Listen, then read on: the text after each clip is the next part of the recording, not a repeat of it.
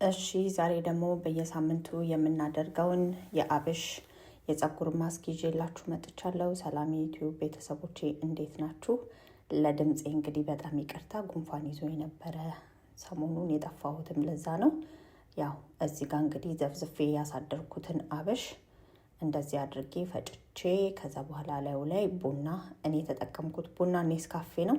ኔስካፌን የምትጠቀሙበት ምክንያቱ በጣም ድቅቅ ያለና ስትፈጩት ወዲያውኑ ስለሚቀላቀል ነው። ከዛ በኋላ ጆጆባ ኦይል፣ ስዊት አልመንድ ኦይል እነዚህን ሁለቱን ዘይት ነው ለዛሬ የተጠቀምኩት። በጣም ቆንጆ ዘይቶች ናቸው። ካገኛችሁ ኦንላይን ላይ ማዘዝ ትችላላችሁ። ለዛሬ እነዚህን ዘይቶች ነው የተጠቀምኩት፣ ግን እናንተ ባገኛችሁት ባላችሁ ዘይት መጠቀም ትችላላችሁ።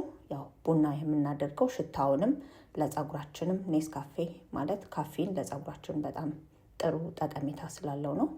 ያው እንግዲህ እንደምታዩት እዚህ ጋር ፀጉሬን ለመቀባት ሬዲ አድርጌዋለሁ። ያው ከስር ጀምሬ እስከ ጫፉ ድረስ ነው የምቀባው።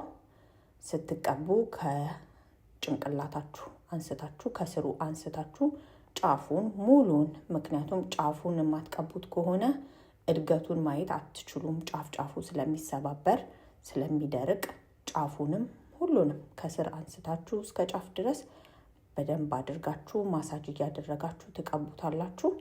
እኔ በደንብ አድርጌ ማሳጅ አድርጌ ነው የቀባሁት። ስለተከታተላችሁኝ ስላያችሁኝ እጅግ አድርጌ አመሰግናለሁ። ላይክ፣ ሰብስክራይብ፣ ኮሜንት መጻፍ አትርሱ። እንግዲህ ለዛሬ አመሰግናለሁ።